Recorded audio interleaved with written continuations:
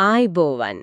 අද අපි කතා කරන්න යන්නේ ඇත්තටම ගොඩක් ව්‍යාපාරවලට ඒ වගේම තාක්ෂණික ලෝකෙට වැදගත් වෙන මාතෘකාවක් ගැන.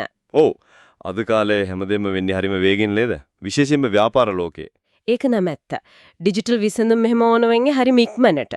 හැබැයි අර සාම්ප්‍රදායික විදිහට සොෆ්ට්වෙයාර් හදනකොට අර ඒ වේගෙට යන ටික කමාරුයි වගේ නේද? හරියටම හරි. අන්නේ අභියෝගයට හොඳ උත්තරයක් විදිහට තමයි මේ low code no code කියන දේවල්. ඒ කියන්නේ LCNC කරලියට එන්නේ. LCNC අහලා තිබුණට හරියටම පොඩ්ඩක් පැහැදිලි කරොත් low code කියන්නේ මොකද්ද මුලින්ම? හරි. මෙහෙමයි low code කියන්නේ අර ගොඩක් වෙලාවට visual interfaces. ඒ කියන්නේ ඇදලා දාන්න පුළුවන් drag and drop වගේ දේවල් පාවිච්චි කරලා හැබැයි අවශ්‍යම තැනක විතරක් බොහොම පොඩි කෝඩ් ප්‍රමාණයක් අතින් ලියලා මෘදුකාංග හදන ක්‍රමයක්. ආහා. ඒ කියන්නේ සම්පූර්ණයෙන්ම කෝඩ් නැතුව නෙවෙයි ඒත් ගොඩක් අඩුවෙන්. ඔව් ගොඩක් අඩුවෙන්. එතකොට no code. ඒක කොහොමද වෙනස් වෙන්නේ? no code කියන්නේ ඊටත් එහා ගිහිල්ලා. ඒ කියන්නේ කිසිව කේතයක් ලියන්නේ නැතුව සම්පූර්ණයෙන්ම වගේ visual ක්‍රමවලට apps හදන්න පුළුවන් ක්‍රමයක්. මේක ගොඩක් වෙලාවට ඉලක්ක කරන්නේ අර තාක්ෂණික දැනුම අඩු අයට. ඒ කියන්නේ බිස්නස් පැත්තේ ඉන්න අයට උනත් පුළුවන්ද? ඔව් ඔව්. උදාහරණයකට මාකටිං මැනේජර් කෙනෙක්ට HR මැනේජර් කෙනෙක්ට උනත් එයාලගේ සරල වැඩක් කරගන්න පොඩි ඇප් එකක් හදාගන්න පුළුවන් මේ no code පාවිච්චි කරලා. හරිම රසවත් අදහසක්. ඉතින් ඇයි මේ LSCN කියන එක එකපාරටම මෙච්චර ජනප්‍රිය වෙන්නේ? මේක පිටිපස්සේ තියෙන හේතුව මොනවද? ප්‍රධාන කාරණා කීපයක් තියෙනවා. එකක් තමයි අර අපි මුලින්ම කතා කරපු වේගය. ඉක්මනට apps හදලා deploy කරන්න තියෙන උවමනාව. ඔව් ඒක නම් පැහැදිලියි. අනික තමයි දක්ෂ software engineerවන්ගේ තියෙන හිඟය. හැමෝටම දක්ෂ developers-ලා හොයාගන්න අමාරුයි. ඒකත් ඇත්ත. සරල workflows, forms වගේ දේවල් හදාගන්න. හැබැයි ඉතින් මේකෙන් කියවෙන්නේ නැහැ වෘත්තීය developers-ලා අවශ්‍ය නැහැ කියලා. එතනදී කොහොමද මේ දෙගොල්ලෝ එකට වැඩ කරන්නේ? ඒක තමයි වැදගත්ම දේ. citizen developers-ලා LCNC වලින් සරල දේවල් හදනකොට අර සංකීර්ණ තාර්කික කොටස්, ආරක්ෂාව, integrations වගේ දේවල් වලට තාමත් අර developers-ලා ඕන වෙනවා. මේ දෙගොල්ලෝ එකට වැඩ කරන එකට කියනවා fusion teams කියලා. ඒකෙන් තමයි ඇත්තටම අලුත් දේවල් වේගවත් වෙන්නේ. පැහැදිලි.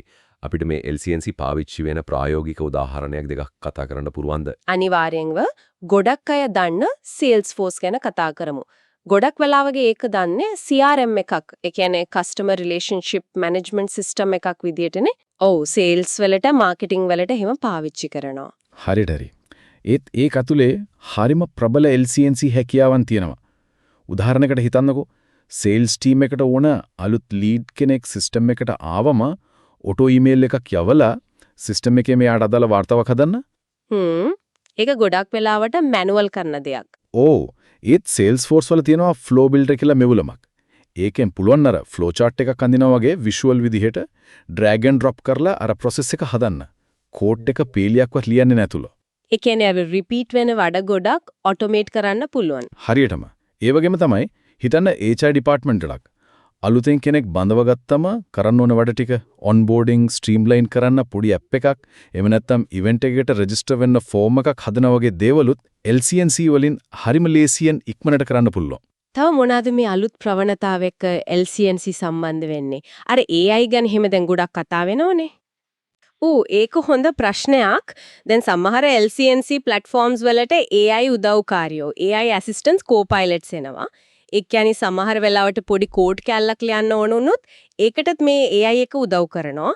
ඒ වගේම composable architecture, API first design වගේ දේවල් එකකත් LCNC හොඳට එකට වැග කරනවා. මේක අහගෙන ඉන්නකොට පේන්නේ වාසි නම් ගොඩක් තියෙනවා වගේ.